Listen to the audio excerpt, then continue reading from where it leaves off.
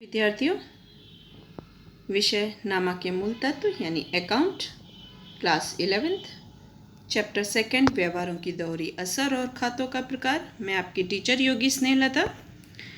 व्यवहार की दोहरी असर के बारे में आज चर्चा करते हैं। दोहरा लेखा प्रणाली इस नाम का अनुसार दो लेखा करने की पद्धति है। धंधा का व्यवहार भी सामान्य रूप से दो पक्षकारों के बीच होता है। इन दो पक्षकारों के बीच के व्यवहार निम्नानुसार बातों पे संबंधित हो सकता है। पहला है, कोई व्यक्ति धंधा से लाभ ले या लाभ दे, यानी कि व्यक्तिगत खाता। कोई व्यक्ति धंधा से लाभ ले या लाभ दे, जहाँ पे व्यक्ति से व्यक्ति का कार्य या संबंध स्थापित है, तो व्यावसायिक इकाई में कंपनी, पेड़ी, इन सभी को सराफी पेड़ी, वो सभी कृत्रिम या आर्टिफिशियल पर्सन माना जाता है। वो सभी, चाहे बैंक हो, ये सब व्यक्ति के तौर पे मानी जाती हैं। दूसरा संबंध आता है, धंधा में माल संपत्ति बढ़ेगी या घटेगी। माल खरीदा, वृद्धि होगी, बेचा तो कमी होगी, संपत्ति खरीदी, वृद्धि होगी, बेची तो कमी होगी, यानी कि ये माल संपत्ति खाते में जाएगा। तीसरा आता है, धंधा खर्च हो या उपज हो। व्यवसायिक इकाई के अंदर किसी भी तरीके का भाड़ा हो, वेतन हो, कमीशन हो, दलाली हो, ये सब खर्च होंगे। वेतन मिलेगा भी, भाड़ा दिया जाएगा, आपका कमीशन आएगा, दलाली आएगी।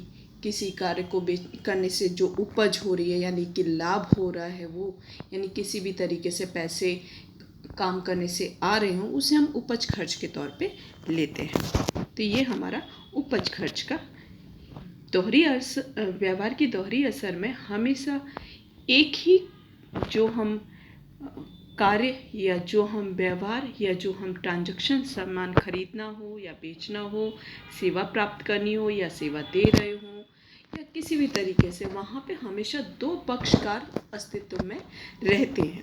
इसलिए हमेशा दो पक्षकारों के बीच में ये व्यवहार होती है और उनके ही पक्ष के अंदर उनका खाता में लिखा जाता है। इसलिए इसे द्विलेखानामा पद्धति, ये दो लेखा करने की पद्धति या द्वारा लेखा प्रणाली इसे कहा जाता है। अब खातों का अगर मैं वर्गीकरण कहूँ तो खातों का वर्गीकरण मुख्य रूप से दो तरीके से किया जाता है, व्यक्तिगत खाता और अव्यक्तिगत खाता। व्यक्तिगत खाता जैसे मैंने अभी कहा, पर्सनल अकाउंट है जो, ठीक है, वो अकाउंट के अंदर कृत्रिम व्यक्ति हो या व्यक्ति से व्यक्ति हो, वो सभी व्यक्तियों का समावेश यहाँ पे होता है जिनके द्वारा लाभ प्राप्त किया जा रहा हो या लाभ देना हो। अब व्यक्तिगत खाता के अंदर माल संपत्ति का खाता और उपज खर्च खाता, ये दो खाते आते हैं। माल संपत्ति का जैसे मैंने कहा, खरीदी हो, बिक्री हो, संपत्ति हो, चाहे मकान, फर्नीचर, औजार, ये सभी संपत्तियां माल संपत्ति खाते में आती हैं। जबकि उपज खर्च के अंदर आपका वेतन, भाड़ा, कमीशन, दलाली, ये सभी आते हैं खर्च। अब उधार असर और जमा असर संबंधी व्यवहार, क्योंकि जब हमें पता है कि कोई जितने भी व्यवहार हैं वो दो पक्षकार हैं, यानी कि कोई एक लेने वाला है तो कोई देने वाला है। जब हम सामान खरीद रहे हैं तो हम खरीद रहे हैं, तब जब कोई बेच रहा है तब हम खरीद रहे हैं, यानी कि दो पक्षकार हुआ। हमारे पास सामान आया है, हमारे पास से सामान पैसा गया है, यानी कि इस तरीके से दो पक्षकार है। एक खाता उधार होगा तो दूसरा खाता जमा होगा। इन उधार खाता और जमा खाता के नियम कैसे होंगे, ये गोल्डन नियम हम अब पढ़ेंगे। व्यक्तिगत खाता यानी कि कोई भी व्यक्ति धंधा से लाभ ले या लाभ दे। माल संपत्ति, संपत्ति या माल में वृद्धि बढ़े या घटे, आए तो घटे, जाए तो बढ़े, इस तरीके से। उपज खर्च नुकसान खाते हो अथवा उपज खर्च लाभ खाते हो। तो इसके नियम किस तरीके से हैं, जो उधार और जमा का नियम हम दर्शाते हैं, वो नियम खास तौर पे यहाँ पे दिए गए हैं। ये नियम है, खाता का प्रकार, व्यवहार की प्रथम असर और व्यवहार की दूसरी असर, यानी कि उधार असर और जमा असर। व्यक्तिगत खाता का नियम, लाभ लेने वाला उधार और लाभ देने वाला जमा। माल संपत्ति का नियम क्या है? माल संपत्ति में आए तो उधार, जाए तो जमा। आए तो उधार, जाए तो जमा। तीसरा नियम है उपज खर्च खाते उधार। उपज खर्च का खाता है खर्च या नुकसान खाते उधार, उपज या लाभ खाते जमा करो। खर्च या नुकसान खाते उधार, उपज या लाभ खाते जमा करो। विद्यार्थी मित्रों, आपको ये खास 3 नियम अच्छे से याद कर लेने। आपकी नोटबुक्स में ये कम से कम 5 बार आपकी नोटबुक्स में लिखने भी हैं और आपको ये अच्छे से याद कर देना, क्योंकि ये अकाउंट का बेस है। आप जब दोहरी असर लिख रहे हैं, खाता बनाना शुरू करने का प्रारंभिक जब हम करते हैं रोजनामचा से, क्योंकि रोजनामचा या जर्नल हम जब लिखते हैं तो उसकी पहली सीढ़ी यहाँ आती है कि व्यवहार को उधार और जमा पक्ष को बांटा जाए। तो जब हम ये 3 नियम अच्छे से याद करेंगे तभी हमें पता चलेगा कि किस तरीके से व्यवहार का उधार पक्ष होगा और किस तरीके से व्यवहार का जमा पक्ष होगा। तो ये 3 खास नियम आपको अच्छे से याद करना है। पहला नियम है, वापस से हम पढ़ते हैं। पहला नियम, व्यक्तिगत खाता, लाभ लेने वाला उधार और लाभ देने वाला जमा। माल संपत्ति, आए तो उधार, जाए तो जमा। तीसरा, उपज खर्च खाते का है, खर्च या नुकसान करो तो उधार, उपज या लाभ हो तो जमा। खर्च या नुकसान उधार, उपज या लाभ हो तो जमा करो। अब व्यक्तिगत खाते के बारे में हम थोड़ी सी चर्चा करते हैं। व्यक्तिगत खाता 2 प्रकार के व्यक्तियों का समावेश होता है, एक प्राकृतिक व्यक्ति, एक कानूनी या कृत्रिम व्यक्ति। जैसे मैंने आपको कहा प्राकृतिक, दैट मीन्स हम जैसे पर्सन्स हैं, बीइंग कोई राम है, श्याम है, महेश है, कविता है, राधा है, इस तरीके से बीइंग अ पर्सन हम जिसको बोल रहे हैं, वो पर्सन के द्वारा पर्सन टू पर्सन कोई भी हम ट्रांजैक्शन कर रहे हैं तो वो। कृत्रिम व्यक्ति यानी कि जिस कंपनी का कानूनी तौर पे रजिस्ट्रेशन हुआ हो तब हम कहते हैं कि वो व्यक्ति अस्तित्व में आया, कंपनी अस्तित्व में आई, उस कंपनी को हम कृत्रिम व्यक्ति, क्योंकि ऐसे तो हम किसी भी कंपनी का नाम बोल सकते हैं, वो नहीं, हाँ, लेकिन जो रजिस्टर्ड हुई हो कंपनी उसे हम कृत्रिम, कानूनी तौर पे रजिस्टर्ड हुई हो वो सभी कंपनियों को हम कृत्रिम व्यक्ति के तौर पे मानते हैं। इन व्यक्तियों के साथ धंधा के व्यवहार होते हैं जिसमें धंधा से लाभ लेता है या धंधा को लाभ देता है, लेता है या देता है, दोनों ही होते हैं। विद्यार्थी मित्रों, आपको ये तीनों नियम अच्छे से याद करने हैं और आपकी नोटबुक में लिखना है। फिर उसके बाद नेक्स्ट आते हैं। अब खाते के प्रकार और स्पष्टीकरण। पहला है लेनी हुंडी। लेनी हुंडी एक तरीके का खाता जहाँ पे एक तरीके का ऐसा पत्रक होता है जो लंबे समय के लिए रखा जाता है। लेनी हुंडी एक तरीके की हुंडी है। ये रिजर्व बैंक, जैसे हम कहते हैं रिजर्व रखा है, रिजर्व, पहले ये हुंडी होती थी जहाँ पे 3 पक्षकार होते थे। अभी हम रिजर्व रखते हैं बैंक में कि हाँ 5 साल के लिए रखा, 6 साल के लिए, इस तरीके से हम रख देते हैं और फिक्स डिपॉजिट करते हैं। इसी तरीके से लेनी हुंडी और देनी हुंडी होती है जिसे हम व्यक्तिगत तौर पे मानते हैं। आगे जब हुंडी का आएगा तब हम स्पष्ट रूप से उसको और भी चर्चा करेंगे। डैमरेज खाता उपज खर्च खाता है, क्योंकि डैमरेज से हमें पता चल रहा है कि ये मरामत खर्च है, तो ये उपज खर्च है क्योंकि धंधा का ये खर्च है। देनी हुंडी भी ये व्यक्तिगत खाता है, देनी हुंडी दायित्व है हमारी। बिजली खाता व्यक्तिगत खाता है क्योंकि ये खाता अंतिम स्टॉक, माल संपत्ति, क्योंकि स्टॉक आ गया, माल आ गया तो वो संपत्ति में वृद्धि करने वाला है, संपत्ति से संपत्ति। हिमानिका खाता व्यक्तिगत खाता, कुदरती है। पेटेंट माल संपत्ति है क्योंकि ये माल पे लेने वाली एक तरीके की अदृश्य संपत्ति के तौर पे माना जाता है।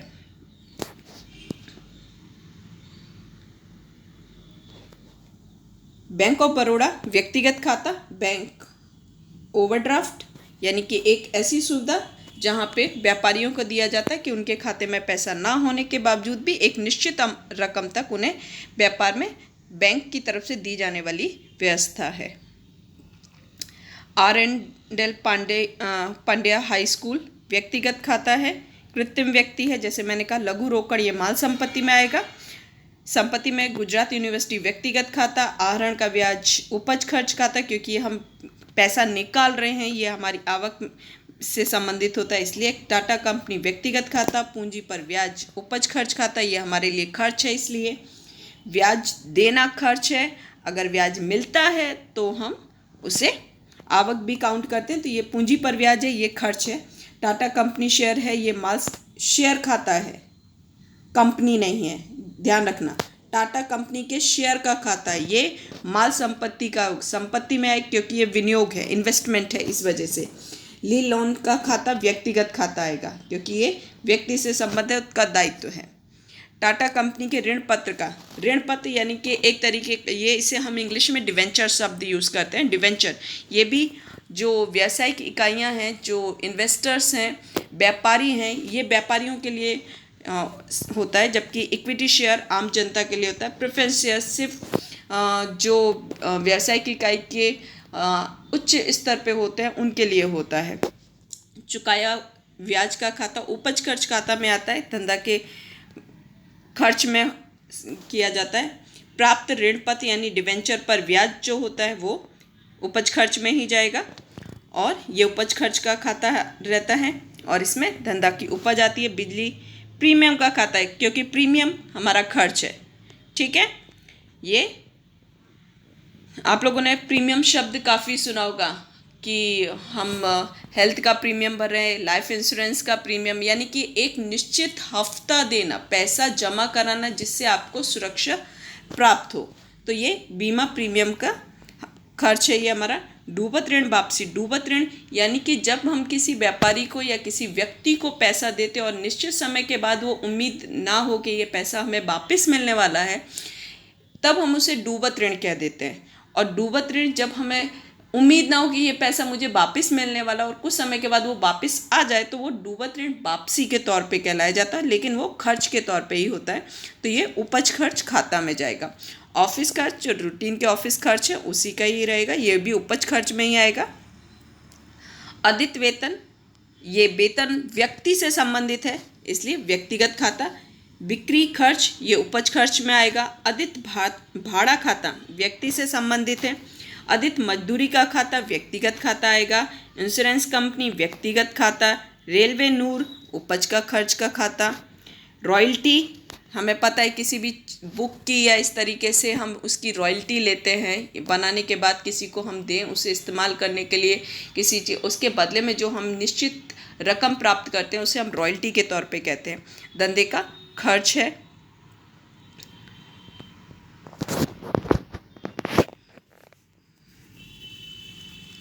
अब आता है मरामत खर्च, यंत्र का मरामत खर्च, ये भी उपज खर्च है।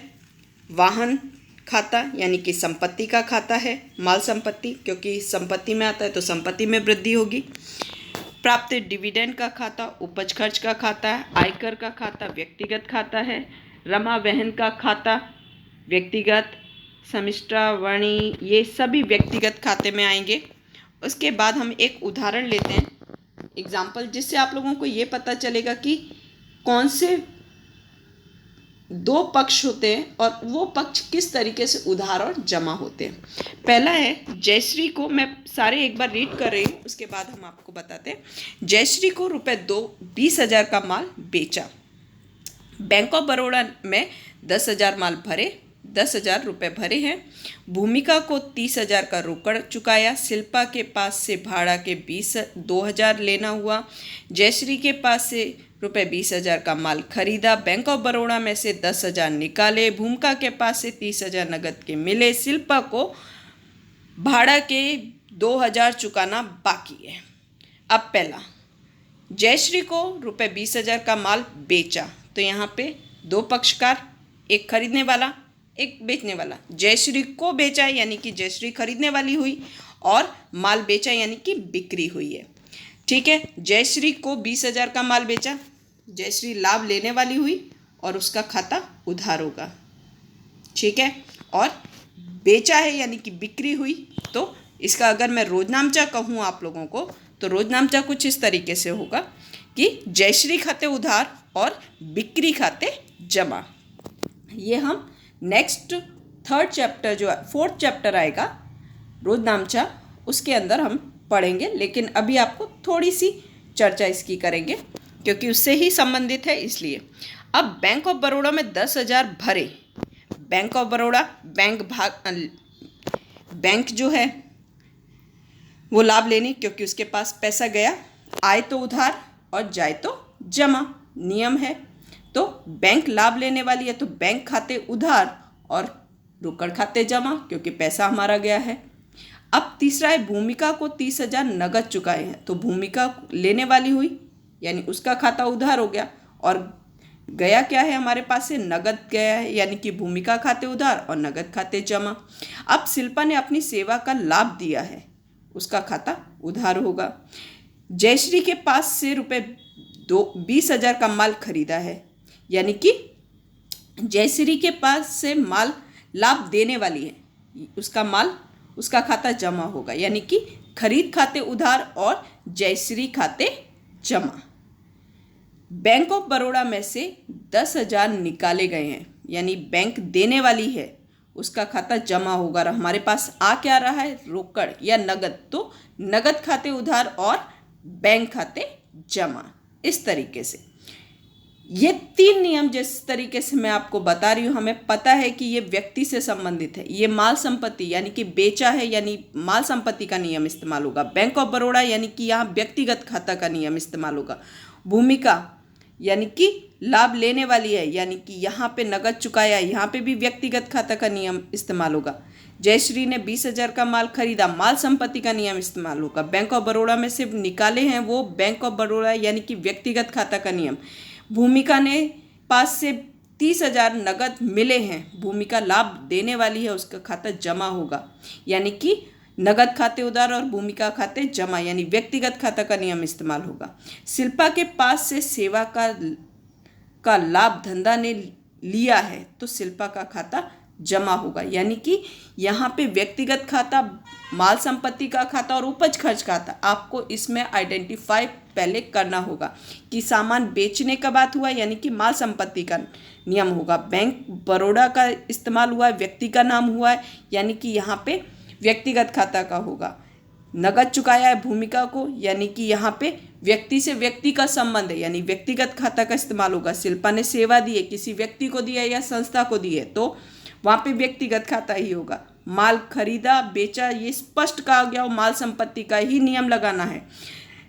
अगर कहा गया हो कि संपत्ति खरीदी है, तो वहाँ माल संपत्ति का ही है। जहाँ वेतन दिया, दलाली चुकाई, कमीशन चुकाया, इस तरीके से कहा गया, वहाँ पे उपज खर्च का नियम ही इस्तेमाल होगा। तीसरा व्यक्तिगत, जहाँ पे कहा गया हो कि बैंक ऑफ बड़ौदा ने पैसे निकाले हैं या भूमिका ने नगद चुकाया है, शिल्पा ने शिल्पा को चुकाया है, इस तरीके से अगर व्यक्ति से व्यक्ति कहा गया, वहाँ पे व्यक्तिगत खाता का नियम इस्तेमाल होगा। आपको ये नियम खास याद करने हैं, लिखने हैं और थोड़ा अच्छे से समझना है। ठीक है विद्यार्थी मित्रों, थैंक यू।